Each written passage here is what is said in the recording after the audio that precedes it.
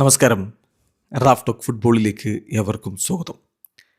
Real മാഡ്രിഡിൻ്റെ അടുത്ത സീസണിലെ coach ആരായിരിക്കും എന്നുള്ളത് ആരാധകർ ആകാംക്ഷയോടുകൂടി നോക്കിയാണ്. ആൽവാരോ ആർബിലോവ അവിടെ തുടരില്ല എന്നത് വ്യക്തമാണ്. ഇന്നലെ ആർബിലോവ താരങ്ങളെ കണ്ടിരുന്നു. അവരോട് സീസൺ നല്ല രൂപത്തിൽ അവസാനിപ്പിക്കുന്നതിനെ കുറിച്ച് സംസാരിച്ചു. ഏതായാലും അടുത്ത കോച്ച് ആരാണ്? റയൽ മാഡ്രിഡ് 3 ക്രൈറ്റീരിയകളാണ് പുതിയ കോച്ചിനെ തിരഞ്ഞെടുക്കുന്നതിൽ വെച്ചിരിക്കുന്നത് എന്നാണിപ്പോൾ സ്പാനിഷ് മാധ്യമങ്ങൾ റിപ്പോർട്ട് ചെയ്യുന്നത്. ഹോസെ ലൂയിസ് സാഞ്ചസിൻ്റെ റിപ്പോർട്ട് പ്രകാരം 3 ക്രൈറ്റീരിയ. 1, വിന്നറായിരിക്കണം. ഒരുപാട് കിരീട നേട്ടങ്ങളൊക്കെ ഉണ്ടാക്കിയിട്ടുള്ള മികച്ച ഒരു വിന്നറായിരിക്കണം. 2, എക്സ്പീരിയൻസ്ഡ് ആയിരിക്കണം. ഇങ്ങനെ എവിടെയെങ്കിലും കുറഞ്ഞ കാലം മാത്രം നിന്നിട്ട് വരുന്ന ആ തരത്തിലുള്ള കോച്ച് വേണ്ട, വളരെ എക്സ്പീരിയൻസ്ഡ് ആയിട്ടുള്ള കോച്ച് തന്നെ വേണം.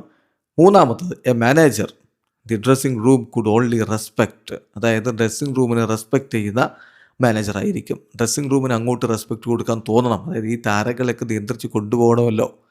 അത്ര വലിയ താരങ്ങളാണെന്നേ, അവരെ കൺട്രോൾ ചെയ്യാൻ ആഞ്ചലോട്ടിക്ക് കഴിഞ്ഞിരുന്നു. പക്ഷെ പിന്നാലെ വന്നവർക്ക് കഴിഞ്ഞോ എന്നുള്ളൊരു ചോദ്യമാണ്.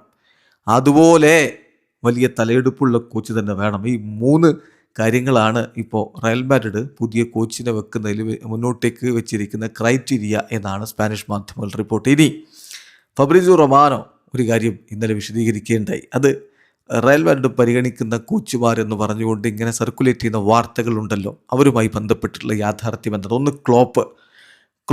എർഗൻ ക്ലോപ്പിനെ ടീമിലേക്ക് എത്തിക്കാൻ റയൽ മാഡ്രിഡിന് താല്പര്യമുണ്ട്.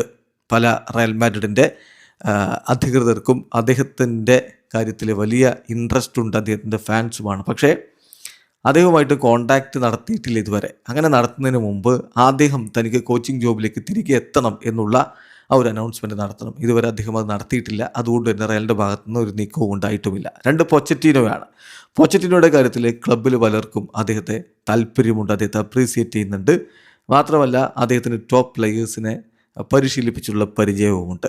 3, ദശാംസാണ്, ദിദിയ ദശാംസ്. നമ്മൾ പറഞ്ഞേക്കുന്ന പേരാണത്. ഫ്രാൻസിൻ്റെ പരിശീലക സ്ഥാനത്ത് നിന്ന് ഈ വേൾഡ് കപ്പോടുകൂടി അദ്ദേഹം പടിയിറങ്ങുകയാണ്. സോ അദ്ദേഹത്തിൻ്റെ കാര്യത്തിൽ നോ കോണ്ടാക്റ്റ്. ഇതുവരെ റയൽ മാഡ്രിഡ് ഒരു കോണ്ടാക്റ്റും നടത്തിയിട്ടില്ല എന്നാണ് ഫബ്രിസിയോ സ്ഥിരീകരിക്കുന്നത്. അതോടൊപ്പം തന്നെ മൗറീഞ്ഞോക്ക് റയൽ മാഡ്രിഡിലേക്ക് തിരികെ എത്താൻ താല്പര്യമുണ്ട്. റയൽ മാഡ്രിഡ് അദ്ദേഹത്തെ വിളിച്ചാൽ എപ്പോഴും അദ്ദേഹം ഓടിയെത്താൻ തയ്യാറാണ്.